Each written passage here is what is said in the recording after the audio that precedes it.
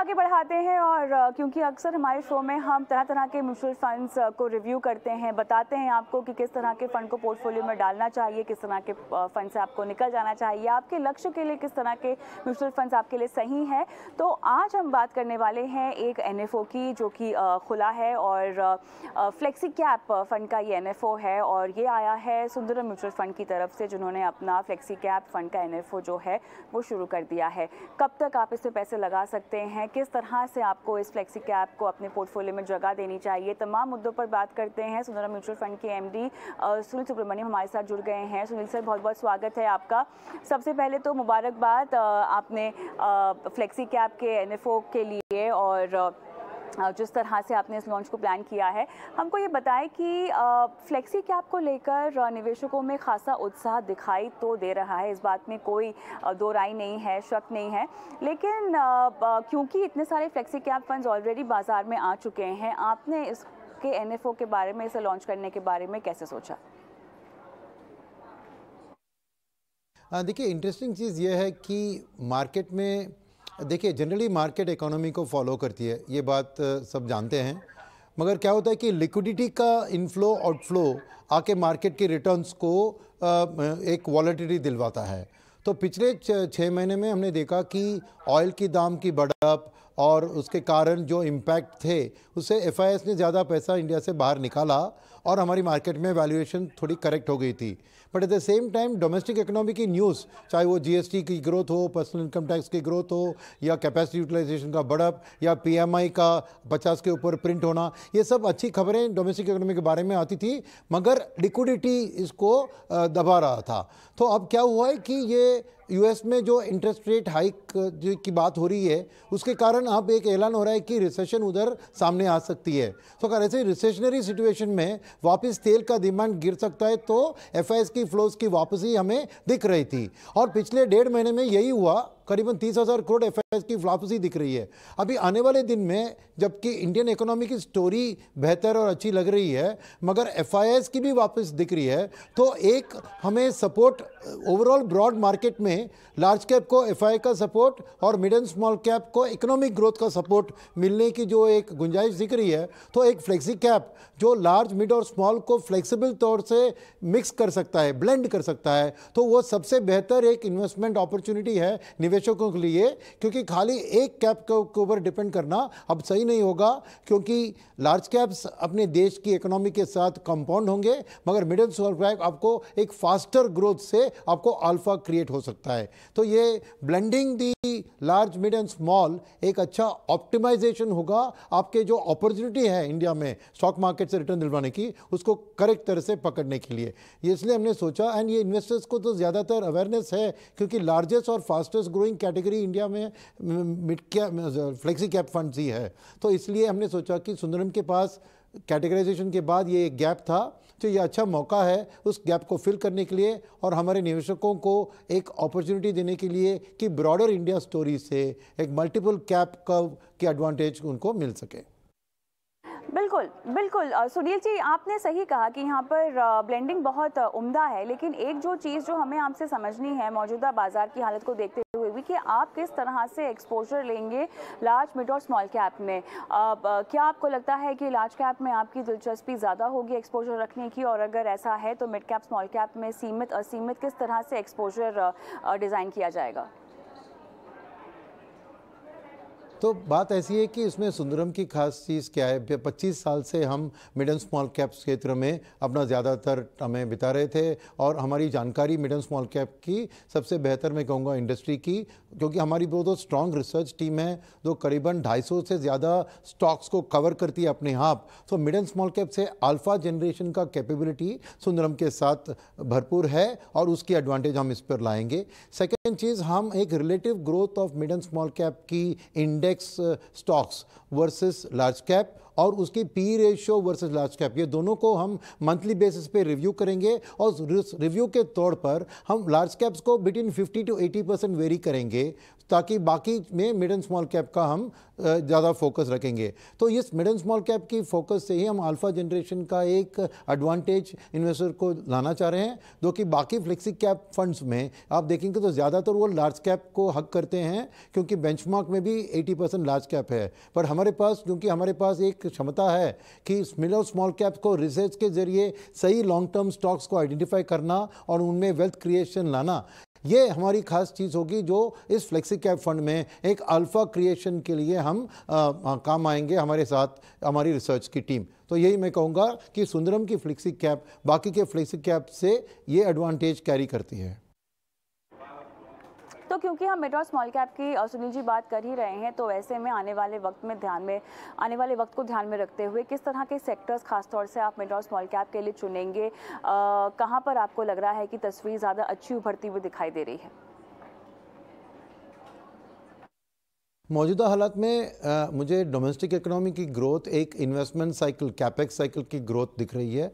वहाँ पे 3 पिलर मैं कहूँगा। एक है गवर्नमेंट की कैपेक्स के ऊपर जो एक्सपेंडिचर इंफ्रास्ट्रक्चर पे कर रही है। दूसरी, गवर्नमेंट ने जो PLI स्कीम के ज़रिए फॉरेनर्स को इंडिया में फैक्ट्री शुरू करने की एक इन्विटेशन दी है, जो सक्सेसफुली शुरू हो गई है, तो वो PLI का भी कैपेक्स आएगा। और तीसरी, प्राइवेट सेक्टर ने भी पिछले 10 साल से ज़्यादा कुछ कैपेसिटी क्रिएशन, एक्सपेंशन नहीं किया, मगर अब कैपेसिटी यूटिलाइजेशन वापस एक 72% लेवल पे आ गया, तो प्राइवेट सेक्टर का भी हम देख रहे हैं कि नई इन्वेस्टमेंट प्रोजेक्ट्स शुरू हो गई है। ये तीनों मिला के हमारी कैपेक्स की ग्रोथ स्टोरी को बहुत बड़ा सपोर्ट देगी और उससे GDP पे भी एक मल्टीप्लायर इफेक्ट आएगा। इस कैपेक्स की स्टोरी के पीछे जॉब क्रिएशन भी होगा और पर कैपिटा इनकम भी बढ़ेगी। तो ऐसी स्थिति में हम देख रहे हैं कि डिस्क्रिशनरी कंजम्पशन, यानी FMCG नहीं, मगर जैसे रेफ्रिजरेटर, वॉशिंग मशीन, गाड़ियाँ, घर, ऐसे चीज़ों के ऊपर भी खर्चा बढ़ेगा। तो डिस्क्रिशनरी कंजम्पशन एक सेकेंड लेग, उसका भी रिवाइवल हम देख रहे हैं सामने। और इन्वेस्टमेंट और डिस्क्रिशनरी कंजम्पशन 2 पिलर्स हैं, उसको दोनों को सपोर्ट देने वाली और सपोर्ट मिलने वाली बैंकिंग एंड फाइनेंशियल सर्विसेज की सेक्टर है, क्योंकि जैसे पर कैपिटा इनकम देश में बढ़ेगी तो पीपल की सेविंग्स भी बढ़ेगी। At the same time discretionary consumption ले लो या इन्वेस्टमेंट ले लो, आपको बैंक फाइनेंस की भरपूर ज़रूरत होती है उस प्रोजेक्ट को कंप्लीट करने में। तो बैंकिंग इंडस्ट्री के लिए बहुत बढ़िया भविष्य हम देख रहे हैं कि उनके पास लो कॉस्ट फंड्स है, NPA का प्रॉब्लम भी उनके पीछे गया, तो आने वाले दिन में उनको एक लेंडिंग ग्रोथ की सपोर्ट के थ्रू नेट इंटरेस्ट मार्जिन्स बढ़ेंगे और इनकी EPS भी बेहतर बढ़ेगी। तो banking and financial services, investment and capital goods और डिस्क्रिशनरी कंजम्पशन, ये 3 हमारे पोर्टफोलियो में कोर रहेंगे इस वेल्थ क्रिएशन की जर्नी में। बिल्कुल, लेकिन अब क्योंकि हम यहाँ फ्लेक्सी कैप की बात कर रहे हैं और मल्टी कैप भी ऐसी कैटेगरी है जो आपको तीनों मार्केट कैप्स में जो है एक्सपोजर देती है, लेकिन सीमित और असीमित का एक डिफरेंस है बहुत बड़ा। लेकिन फिर भी अगर हम फ्लेक्सी कैप और मल्टी कैप को अपने पोर्टफोलियो में जगह देना चाहें तो किसका चुनाव किस बेसिस पर करना चाहिए? ये एक बहुत ही आम कन्फ्यूजन है जो कि नॉर्मली हम निवेशकों में होता हुआ देखते हैं। आप क्या सलाह देंगे?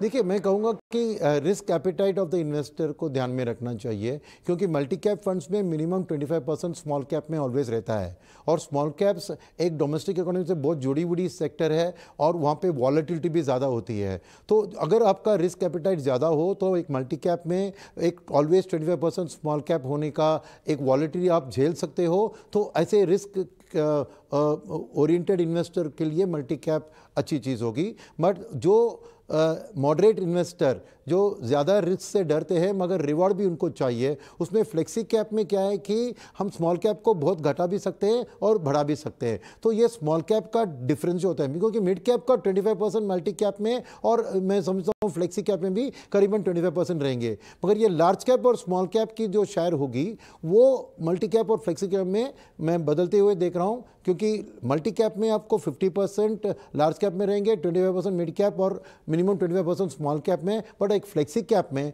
आप लार्ज कैप्स को 80% तक लेकर स्मॉल कैप्स को घटा भी सकते हैं। तो जिसका रिस्क एपेटाइट कम है बट फिर भी इक्विटी मार्केट से वो रिटर्न चाहता है, उसके लिए फ्लेक्सी कैप बेहतर है। जिसका रिस्क एपेटाइट ज़्यादा है तो मल्टी कैप में, क्योंकि 25% ऑलवेज उनको स्मॉल कैप में एक्सपोजर रहेगी, उनके लिए बेहतर होगा। सो मैं कस्टमर की रिस्क कैपिटल के ऊपर फोकस करूंगा। टाइमिंग की बात अलग है, क्योंकि टाइमिंग में क्या होता है कि स्मॉल कैप सेगमेंट से आपको एंट्री भी इंपॉर्टेंट है, एग्जिट भी इंपॉर्टेंट है। बट एक मल्टी कैप फंड में आप एंटर करते हुए कब एग्जिट करेंगे ये आपके हाथ में नहीं होता है, क्योंकि स्मॉल कैप तो उधर 25% ऑलवेज शामिल होता है। तो इसीलिए मैं कहूँगा कि अगर आपके पास कोई एडवाइज़र है जो आपको बताता है कि कब मल्टी कैप में मैं लाऊं और कब निकालूं, तो फिर आप उसके ऊपर ध्यान दे सकते हैं। नहीं तो एक जेनेरिक इन्वेस्टर के लिए flexi cap is a safer more optimum risk reward fund than a multi cap.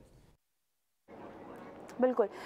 Sunil ji, एक सवाल यहाँ पर ये आता है कि जो ताज़ा हम निवेश को लेके जो रिपोर्ट्स आती हैं उसमें एक चीज़ जो साफ तौर से हाईलाइटेड होती है वो ये है कि बाज़ार की चाल को देखते हुए निवेशकों का रुझान और थोड़ा सा उनका इन्वेस्टमेंट ट्रेंड बैलेंस्ड और हाइब्रिड में भी कंजर्वेटिव कैटेगरी में ज़्यादा दिखाई दे रहा है। अब ऐसे में एक फ्लेक्सी कैप का NFO आना, फंड का आना, कितना आपको लगता है कि निवेशकों में विश्वास होगा, रिस्क लेने के प्रति उनकी क्षमता में आपको क्या बदलाव दिखाई दे रहा है, जिस तरह का निवेश को लेकर ट्रेंड हम देख रहे हैं उसको ध्यान में रखते हुए?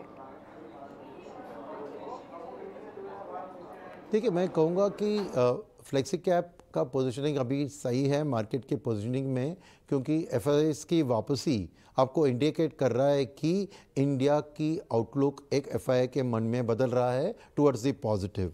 यानी अब मेरे को रिस्क कम दिख रहा है और रिटर्न की गुंजाइश ज़्यादा हो रही है, क्योंकि लिक्विडिटी सपोर्ट जो हमारी इकोनॉमी की ग्रोथ तो ऑलरेडी मजबूत है, तो लिक्विडिटी की सपोर्ट भी आती है तो नेचुरली फ्यूचर रिटर्न्स अच्छे होंगे। तो एट दिस स्टेज मैं कहूँगा कि flexi cap is the best way to play the markets sweet spot जो कहते हैं, और बैलेंस एडवांटेज या हाइब्रिड कैटेगरी उन कंजर्वेटिव इन्वेस्टर के लिए है। वो मार्केट में, इक्विटी मार्केट में तो वॉलिटिलिटी रहेगी, उसको झेल नहीं पाएंगे, तो बैलेंस एडवांटेज उनके लिए सही होगा। मगर एक मॉडरेट और हाई रिस्क इन्वेस्टर दोनों के लिए मैं कहूँगा कि आज फ्लेक्सी कैप एक अच्छी स्पेस है जहाँ पे उनको एक ग्रोथ अच्छा मिल सकता है। अब इनके लिए एडवाइस मैं दूंगा कि पहले हम कहते थे कि इक्विटी मार्केट में क्वालिटी है तो एक STP के ज़रिए आप निवेश कीजिए, मगर अब वक्त ऐसा है क्योंकि मार्केट में इस क्वार्टर से पैसा वापस आ गया है, तो मैं कहूँगा कि आप लमसम से ही निवेश कर सकते हैं। तो इसलिए ज़रूरत नहीं है कि आपको खाली STP के थ्रू स्टैगर्ड बेसिस में करना है। आज रिस्क फ्लेक्सी कैप में क्या है